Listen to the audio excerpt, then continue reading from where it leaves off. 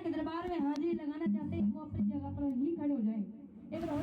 Hello everyone, हर हर महादेव, जय माता दी। कैसे हैं आप सब? आई होप कि आप सब अच्छे होंगे। Welcome to my channel.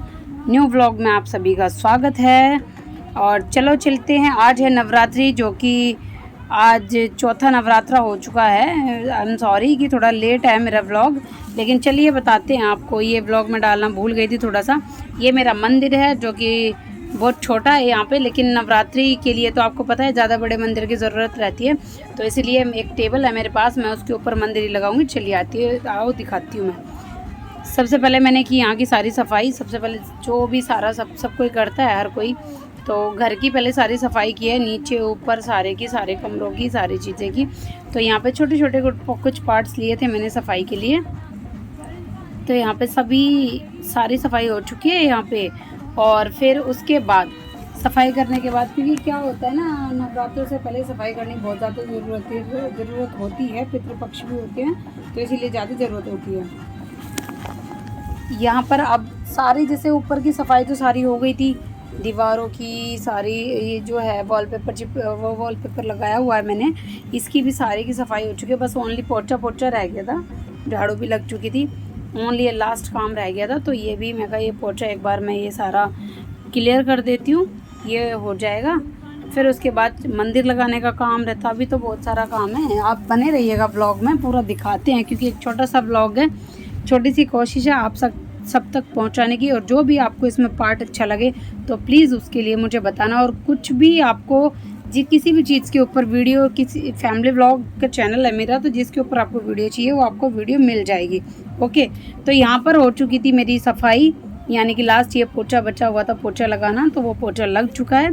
अभी चलिए आइए, अभी मैं दिखाती हूँ यहाँ पे कि भाई पूरे कमरे एकदम चकाचक हो चुका है सारा एरिया। और वो जो मंदिर था, वहाँ से वो मंदिर नीचे शिफ्ट करने वाली हूँ मैं, क्योंकि मूर्तियाँ भी हैं सारी, और भी बहुत सारा सामान हो जाता है, ठीक है, नवरात्रों का। और अभी सारा बिल्कुल काम हो गया। अब चलती हूँ मैं नहा के मिलती हूँ। मैं आ चुकी हूँ यहाँ पर, नहा के सर धो लिया है, क्योंकि वो भी ज़रूरी होता है, बहुत ज़्यादा ज़रूरी होता है। और चलिए, बिना नहाए धोए तो मूर्तियों के हाथ लगाते नहीं है, ये कुछ भी पूजा के सामान को नहीं छूते हैं। चलिए मैं दिखाती हूँ मंदिर कहाँ पे लगाना है।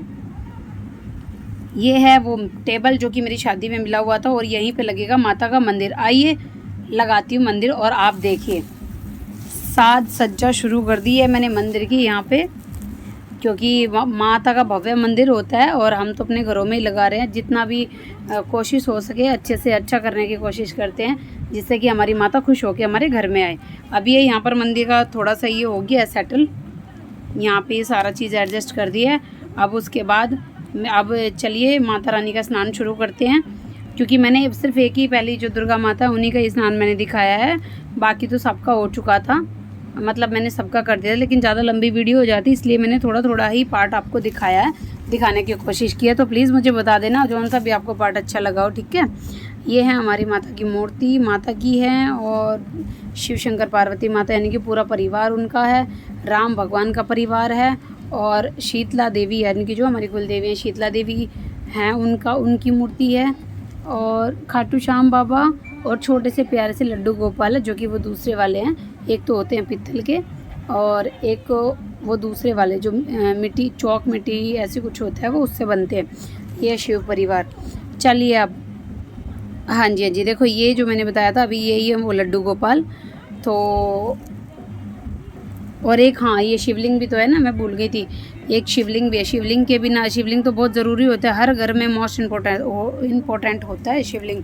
तो चलिए अब माता जी को नहलाते हैं, उनका स्नान शुरू करते हैं। तो यहाँ पर सबसे पहले क्या होता है, कुछ भी काम करेंगे हम, सबसे पहले गंगा जल की बहुत ज़्यादा ज़रूरत होती है, ठीक है।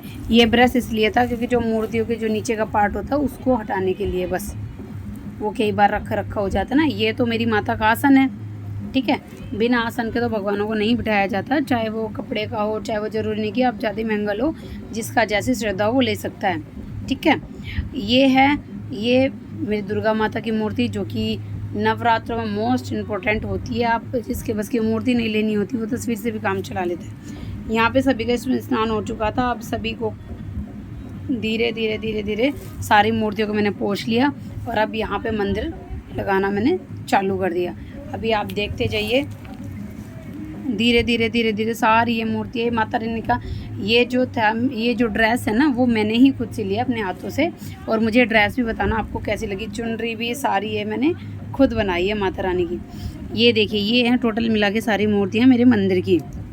लेकिन अभी पूरा लगा नहीं है, रुके रहना, अभी पूरा रेडी नहीं हुआ है मंदिर। ये है कलश जो कि मैं रेडी कर रही हूँ। कलश में क्या क्या मोस्ट इम्पोर्टेंट चीज़ें पड़ती हैं जिससे कि शुभ समृद्धि आती है घर में, वो चीज़ें आप देख लीजिए। इसमें है जल यानी कि सादा पानी, सादा जल जिसे बोलते हैं। उसके बाद उसमें डालेंगे गंगा जल, ये मोस्ट इम्पोर्टेंट होता है। अगर किसी को नहीं पता तो आप देख सकते हो। उसके बाद 1 रुपये का सिक्का, 1 का हो या 2 का हो, जो भी आपके पास सिक्का हो। फिर सुपारी, उसके बाद 2 इलायची, ठीक है, 2 इलायची। और उसके बाद 1 हल्दी की गांठ। हल्दी की गांठ बहुत ज़रूरी होती है, साबुत हल्दी होती है, पिसी हुई। अगर किसी के पास नहीं हो तो पिसी हुई भी हल्दी ले सकता है, लेकिन यहाँ पर साबुत हल्दी बहुत ज़रूरी होती है।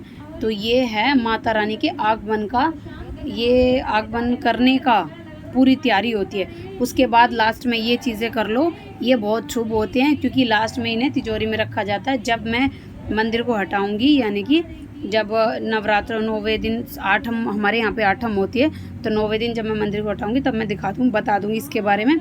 लेकिन यहाँ पे आम के पत्ते ज़रूरी होते हैं, आम के पत्ते रख के और उसके ऊपर फिर ये नारियल रखा जाता है, ठीक है। ये इस तरीके से पूरा कलश तैयार किया जाता है। वैसे तो सभी को पता होगा, जिसको नहीं भी पता होगा तो मेरा ये पार्ट देख लेना, ठीक है ना, वीडियो का। ओके, तो प्लीज़ अभी बने रहिएगा थोड़ा सा और, ठीक है। सभी के लिए बहुत चीज़ें हैं इसमें देखने के लिए।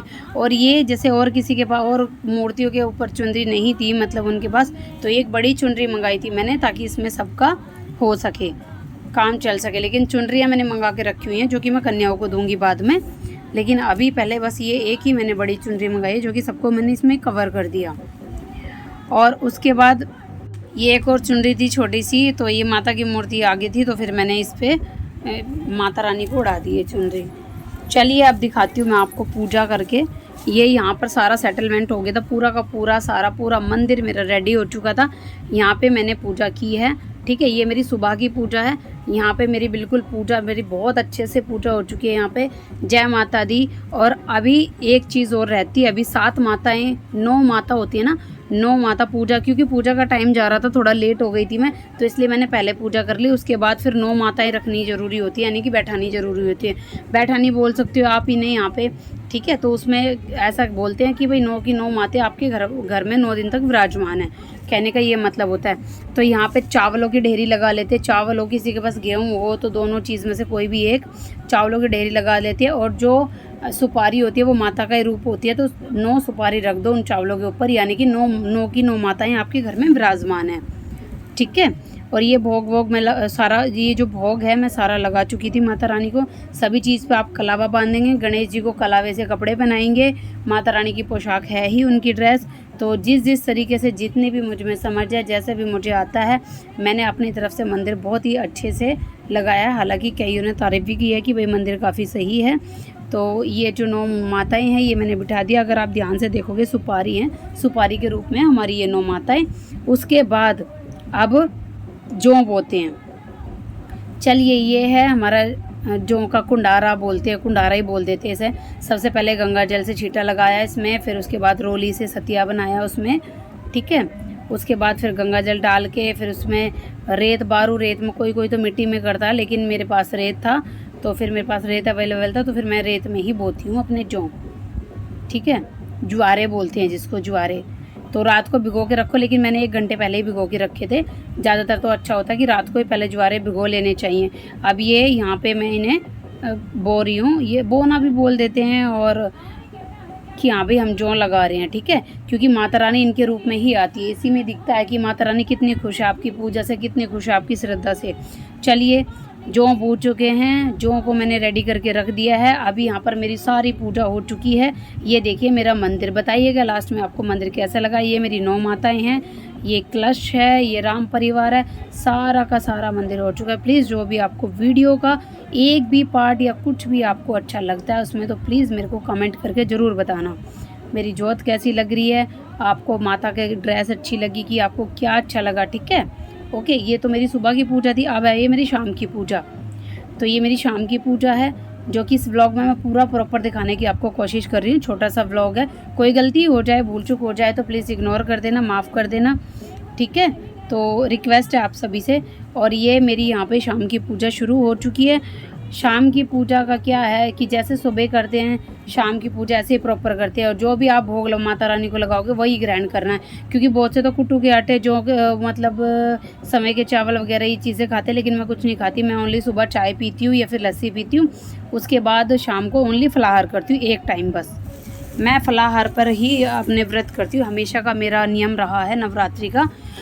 तो यहाँ पर ये मेरी पूजा हो चुकी है, यहाँ पे बिल्कुल कंप्लीट, ठीक है। जो इस वीडियो को देख रहा है, सभी माता रानी उनकी मनोकामना पूरी करे। एक प्यारा सा कमेंट ज़रूर कर देना। जय माता दी सभी को। Thank you so much, thank you for watching my vlog. मिलते हैं नेक्स्ट व्लॉग में। Thank you so much. जय माता दी। अभी ये जल सूर्यदेव को दूंगी। जय माता दी।